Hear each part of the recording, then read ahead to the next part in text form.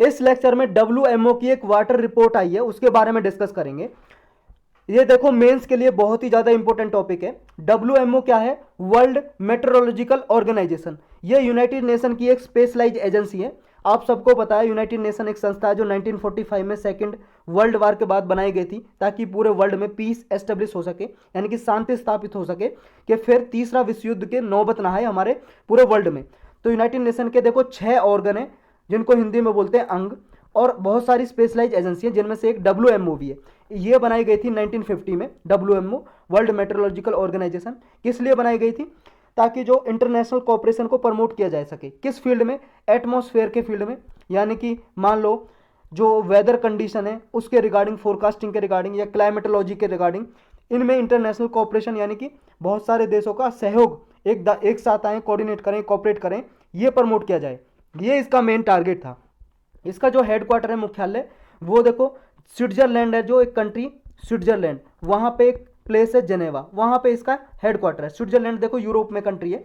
तो अब आते हैं इसकी रिपोर्ट के बारे में, जो आज का टॉपिक है। WMO देखो इसने रिपोर्ट रिलीज किया। रिपोर्ट का नाम है terrestrial water storage loss 2021 state of climate services. ये इस रिपोर्ट का नाम है, यानी कि जो टेरेस्ट्रियल पे वाटर है उसके रिगार्डिंग इसने रिपोर्ट जारी की है। तो ये रिपोर्ट है क्या? Terrestrial water storage. देखो ये पूरे हमारे लैंड सरफेस पे, देखो अर्थ पे क्या है आपको पता है, 70% से ज़्यादा तो ओशियन है अर्थ पे। हमारी जितनी भी अर्थ की ये भूमि है उस पर 70% से ज़्यादा तो समुद्र है, सिर्फ 30% पे लैंड है, लगभग अराउंड। तो 30% पे जितना पानी है, उस पानी के रिगार्डिंग ये रिपोर्ट दी है। उस पानी के लिए रिपोर्ट दी कि वाटर की अभी कंडीशन क्या है, कितना पानी खत्म हो गया, कितना है, कितना बचा है, आगे फ्यूचर के लिए कितना पानी रहेगा, इसके बारे में रिपोर्ट दी है। तो लैंड सरफेस की बात हो रही है। लैंड सरफेस में देखो ये सब सरफेस भी आता है, और सरफेस वाटर है जो हमारा, जैसे नदी का पानी है, अर्थ के सरफेस पे जो पानी है, नदी का पानी है, झील का पानी है, लेक का, या कोई और पानी है किसी भी वाटर स्ट्रीम में, मान लो एस्चुरी है या कोई और वाटर चैनल है। सॉइल मॉइस्चर भी इसमें आता है। हमारी जो मिट्टी है अर्थ पे, उस मिट्टी में कितना पानी है, वो सॉइल मॉइस्चर। स्नो और आइस भी आता है। जो बर्फ जमी होती है, ग्लेशियर होते हैं, वो भी इस रिपोर्ट में बताए गए हैं। और ग्राउंड वाटर, जो अर्थ के नीचे से हम ट्यूबवेल वगैरह लगा के खोद के पानी निकालते हैं, तो वो ग्राउंड वाटर भी आता है कि उसकी कंडीशन अभी क्या है, इसके बारे में रिपोर्ट दी है। तो ये सारे आपको याद होने चाहिए कि इस रिपोर्ट में टेरेस्ट्रियल वाटर में कौन कौन सा आता है। लैंड सरफेस पे जितना भी वाटर है, surface water, soil moisture, snow and ice और ग्राउंड वाटर। इस रिपोर्ट की हाईलाइट किया, क्या बोला इसमें? इसने बोला है देखो, जो 2002 से लेकर 2021 तक, यानी कि पिछले 20 सालों में जो वाटर की जो स्टोरेज है, वो टेरेस्ट्रियल वाटर स्टोरेज वो घटा है। 1 सेंटीमीटर पर ईयर की रेट से वो घटा है, ड्रॉप हो गया है। यानी कि पानी है जो वो घटता जा रहा है अर्थ सरफेस पे। बिगेस्ट लॉस कहाँ पे हुआ है? सबसे ज़्यादा घटा कहाँ पे पानी, सबसे ज़्यादा कम हुआ है अंटार्कटिका और ग्रीनलैंड में। वहाँ पे बर्फ़ जमी हुई है, वो बर्फ़ पिघल गई है, वहाँ पे बर्फ़ कम हो गई है, यानी कि स्नो और आइस जो जमी हुई है वो कम हो गई है। अंटार्कटिका और ग्रीनलैंड आप जानते हो कहाँ पे? ये देखो अंटार्कटिका महाद्वीप यहाँ पे है, और ये ग्रीनलैंड कहाँ पे? ये ग्रीनलैंड यहाँ पे कनाडा के पास, और ये आइसलैंड है, ये इसके बीच में ग्रीनलैंड। तो यहाँ पे जो बर्फ़ जमी हुई थी, वो उसका लॉस सबसे ज़्यादा हुआ है पूरे वर्ल्ड में। और ये भी देखा गया जो हाईली पॉपुलेटेड कंट्री हैं, जिनमें ज़्यादा पॉपुलेशन है, और जो लोअर एटीट्यूड लोकेशन पे है। लोअर लैटिट्यूड का मतलब क्या है? देखो ये लैटिट्यूड होते हैं अर्थ के ऊपर खींचे होते हैं, ये 0 डिग्री लैटिट्यूड है, यानी कि भूमध्य रेखा बोलते हैं इसको, इक्वेटर बोलते हैं इंग्लिश में, इक्वेटर, और हिंदी में बोलते हैं भूमध्य रेखा, यानी कि हमारी अर्थ के बीचों बीच वाली रेखा है ये इक्वेटर। इक्वेटर बोलते हैं इंग्लिश में EQUATOR, इक्वेटर, और हिंदी में भूमध्य रेखा। हमारे अर्थ की बीचों बीच की रेखा 0 डिग्री पे मानते हैं। तो ये लैटिट्यूड है, जो लोअर लैटिट्यूड है, इसके बीच में क्या है, लोअर लैटिट्यूड के पास जो हाईली पॉपुलेटेड कंट्री है, जैसे इंडिया हो गया, या बांग्लादेश हो गया, या ये होगी और कंट्री, चाइना का पार्ट हो गया, तो इनमें ज़्यादा लॉस देखने को मिला है, ज़्यादा नुकसान हुआ है इन कंट्रीज़ में, यानी कि पानी कम हो गया इनमें। और अगर हम इंडिया की बात करें, इंडिया में देखो टॉप मोस्ट हॉटस्पॉट है इस टेरेस्ट्रियल वाटर कंडीशन का, जो वाटर स्टोरेज का जो लॉस हुआ है, उनमें सबसे आगे इंडिया है। और इंडिया ने हाईएस्ट लॉस रिकॉर्ड किया है टेरेस्ट्रियल वाटर स्टोरेज का। देखो जितना भी इंडिया का पानी है, वाटर स्टोरेज है, लैंड सरफेस पे ग्राउंड वाटर है, वो सबसे ज़्यादा कम हुआ है। अगर हम अंटार्कटिका और ग्रीनलैंड को एक्सक्लूड कर दें, मतलब हटा दें, अंटार्कटिका और ग्रीनलैंड में जितना लॉस हुआ है ना, जितना पानी कमी हुआ है, पानी की कमी हुई है, पानी कम हुआ है, अगर उसको हटा दें तो इंडिया में सबसे ज़्यादा कमी देखने को मिले पानी की पूरे वर्ल्ड में। और इंडिया में देखो कितनी दर से, देखो इंडिया में जो है 3 सेंटीमीटर पर ईयर की दर से पानी घटा है, और ओवरऑल कितना घटा था, 1 सेंटीमीटर। हमने यहाँ ऊपर पढ़ा ना, 1 सेंटीमीटर पर ईयर की दर से ये 20 ईयर्स में घटा है, पानी ड्रॉप हुआ है। और इंडिया में कितना हुआ, 3 सेंटीमीटर। और इंडिया में बहुत सारे रीजन, बहुत सारे क्षेत्र तो ऐसे हैं कि 4 सेंटीमीटर पर ईयर तक भी पानी घटा है पिछले 20 सालों में। और इंडिया में भी सबसे ज़्यादा कहाँ पे पानी घटा है, कहाँ पे लेवल घटा है, ये देखो। पहले जैसे मान लो अर्थ को खोद के ग्राउंड वाटर निकालते थे, पहले मान लो 10 मीटर पे ही पानी निकल जाता था, या 10 फुट पे या 15 फुट पे पानी निकल जाता था। अब भाई साहब ऐसा हो गया, ट्यूबवेल लगाने के लिए पानी की जो लेवल है वो बहुत नीचे चला गया, 30 फीट तक, 40 फीट तक, कहीं 50, कहीं 70, कहीं 80, कहीं 100, कहीं 150। राजस्थान में तो भाई साहब निकलता ही नहीं है कहीं जगह पे, 200, 300 फीट पे पानी निकलता है, समझ रहे हो। अर्थ को खोदना पड़ता है, नीचे पाइप डालना पड़ता है, तब पानी निकलता है।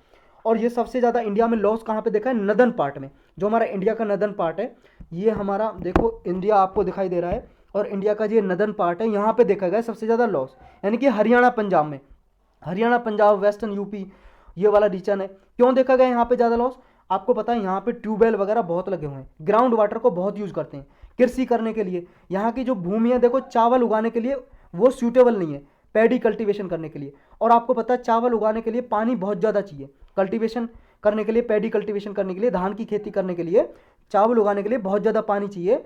तो वो यहाँ पे देखो इतनी रिवर तो है नहीं हरियाणा पंजाब में तो बल्कि है, हरियाणा में तो आपको पता है एक रिवर है, 1-2 रिवर वो भी सूखी हुई हैं, उनमें पानी आता ही नहीं है। तो यहाँ पे ट्यूबवेल लगा के ग्राउंड वाटर यूज करते हैं, और ग्राउंड वाटर का लेवल घटता जा रहा है इसकी वजह से, क्योंकि पैडी में शुगर केन भी उगाते हैं, कहीं कहीं पे गन्ना, इनके लिए ज़्यादा पानी चाहिए। तो ये यहाँ पे इस वजह से नदन पार्ट में ज़्यादा लॉस हुआ है पानी का। अब चैलेंज क्या, आगे चुनौतियाँ क्या हैं, देखो ये है वाटर रिसोर्सेज की। पूरे वर्ल्ड में देखो ह्यूमन की जो डिमांड है वो बढ़ती जा रही है, क्योंकि भाई साहब ह्यूमन की पॉपुलेशन तो दिन पे दिन बढ़ती जा रही है। आपको पता है लोग बाग बहुत मेहनत कर रहे हैं पॉपुलेशन बढ़ाने में, तो पॉपुलेशन तो बढ़ती जा रही है। अब पॉपुलेशन बढ़ती जा रही है, डिमांड भी बढ़ रही है, तो वाटर रिसोर्सेज का कमी आती जा रही है, यानी कि पॉपुलेशन ग्रोथ हो रही है, अर्बेनाइजेशन हो रहा है। जो फ्रेश वाटर की अवेलेबिलिटी है, फ्रेश वाटर मतलब पीने योग्य पानी। अब देखो पानी तो समुद्र में भरा हुआ है, 70% पानी समुद्र में है, लेकिन भाई साहब वो खारा पानी है। उसे साफ करने के लिए, पीने योग्य बनाने के लिए, यूज करने के लिए उसे फिल्टर करना पड़ता है, साफ करना पड़ता है। तो उसमें टेक्नोलॉजी चाहिए होती है, पैसे बहुत खर्च होते हैं, और इतनी टेक्नोलॉजी भाई साहब ऐसी है नहीं कम खर्चे में पानी को साफ किया जा सके, तो वो अभी अनयूजेबल है नॉर्मल कंडीशन में। तो ये फ्रेश वाटर है जो हमारा, उसकी अवेलेबिलिटी डिक्रीज होती जा रही है, और पॉपुलेशन बढ़ती जा रही है, अर्बनाइजेशन यानी कि शहरीकरण ज़्यादा बढ़ता जा रहा है, पानी का जो डिमांड है वो और बढ़ती जा रही है। और क्या हो रहा है, एक्सट्रीम वेदर इवेंट बढ़ते जा रहे हैं। कहीं पे देखो सूखा पड़ रही है, ड्रॉट कंडीशन क्रिएट हो जाती है, कहीं पे बारिश हो नहीं रही है, ड्रॉट कंडीशन हो रही है, तो उसकी वजह से भी क्या है, पानी की कमी हो रही है। नेक्स्ट ये देखो, एक ये डायग्राम है, आपको ये याद रखना कि अर्थ पे वाटर कितना है, कितना पाया जाता है, ये डायग्राम आपको याद रखना है। देखो पूरे हमारे अर्थ की बात करें, पूरे टोटल ग्लोबल वाटर जो है, देखो आपको पता है कि पूरी अर्थ पे लगभग 70% के अराउंड पानी मिलता है, समुद्र में पानी मिलता है, पूरे जितना भी लगा लें, समुद्र पे मिल रहा है, ग्लेशियर पे मिल रहा है, कहीं पे मिल रहा है। उस 70% में से भी जो हमारा ओशियन में, समुद्र में पानी मिलता है, वो 96.5% मिलता है। कितना मिलता है, 96.5% मिलता है ओशियंस में, समुद्र में। और जो अदर सैलाइन वाटर है वो है 0.9%, और जो फ्रेश वाटर है, जो पीने योग्य पानी है, वो केवल और केवल 2.5% है। मतलब जितना अर्थ पे पानी है उसमें से केवल 2.5% पीने योग्य है, फ्रेश वाटर है, जिसको हम यूज करते हैं। और अगर हम इस फ्रेश वाटर में से भी देखें सबसे ज़्यादा कहाँ मिलता है, वो देखो इस फ्रेश वाटर में सबसे ज़्यादा कहाँ पे मिलता है, देखो सबसे ज़्यादा पानी है ग्लेशियर्स और आइस कैप्स में, जो बर्फ के पहाड़ जमे हुए हैं, ग्लेशियर जमे हुए हैं, उन पे सबसे ज़्यादा मिलता है 68.7% तक, और 30.1% मिलता है ग्राउंड वाटर पे, जो हम अर्थ को खोद के पानी निकालते हैं वहाँ पे। और जो सरफेस पे वाटर है, जैसे रिवर में है, लेक में है, झील नदियों में पानी है, वो 1.2% है केवल। और इसमें से भी जो सरफेस पे वाटर है, यानी कि नदी नाले में, झील में मिलता है 1.2%, उसमें सबसे ज़्यादा कहाँ पे मिलता है, इसमें देखो ग्राउंड आइस और परमाफ्रॉस्ट है, 69% मिलता है इसका। और जो लेक्स हैं, झील है, उसमें 20.9% मिलता है। जो सॉइल मॉइस्चर है, सॉइल में, मिट्टी में 3.8% मिलता है। जो स्वैम्प और मार्सिस हैं, स्वैम्प मार्सिस होता है दलदल, उसमें 2.6% मिलता है। रिवर में केवल 0.49% मिलता है रिवर में। और जो लिविंग थिंग्स हैं और ये एटमॉस्फेयर है उसमें 3% मिलता है, लिविंग थिंग्स है उसमें 0.2% 0.26% मिलता है लिविंग थिंग्स में। तो ये आपको डायग्राम से याद हो जाएगा। और देखो इस साल 2021 के यूपीएससी प्रीलिम्स पेपर में ये पूछा था कि ग्राउंड वाटर ज़्यादा मिलता है या आइस, जो ग्लेशियर और आइस में ज़्यादा मिलता है पानी। अब आप बताओ, इस डायग्राम को याद कर लोगे तो कहाँ पे पानी ज़्यादा है? ग्लेशियर और आइस कैप्स में ज़्यादा पानी है, ग्राउंड वाटर में कम है। ग्लेशियर और आइस कैप्स हैं जो बर्फ के पहाड़ जमे हुए हैं, वहाँ पे 68.7% पानी मिलता है, फ्रेश वाटर पीने योग्य पानी होता है जो, और ग्राउंड वाटर में कम है 30%, और उससे भी कम है जो सरफेस वाटर है, रिवर वगैरह में है, नदी नाले में पानी है, वो कम है। अब इंडिया का क्या सिनेरियो है? देखो इंडिया का सिनेरियो ये है, मतलब इंडिया का दृष्टिकोण, इंडिया में देखो जो पर कैपिटा वाटर अवेलेबिलिटी है वो कम होती जा रही है, रिड्यूस होती जा रही है। पर कैपिटा अवेलेबिलिटी का मतलब है एक आदमी के लिए यूजेबल वाटर, पीने के लिए पानी यानी कि फ्रेश वाटर जो यूज कर सकते हैं वो कितना अवेलेबल है, वो घटता जा रहा है। क्यों? क्योंकि पॉपुलेशन बढ़ती जा रही है, पॉपुलेशन हमारी जनसंख्या इंक्रीज हो रही है, तो पर कैपिटा का मतलब हर एक आदमी के पास जितना पानी है यूज करने के लिए वो घटता जा रहा है। अगर हम देखो 2011 का डेटा देखें तो एक आदमी के पास 1545 क्यूबिक मीटर पानी था, लेकिन ये कंसिस्टेंटली डिक्रीज होता जा रहा है, कम होता जा रहा है। 2011 के बाद देखो इतना हो गया था 2011 में, और 2001 में कितना था? 1816 क्यूबिक मीटर, मतलब क्यूबिक मीटर।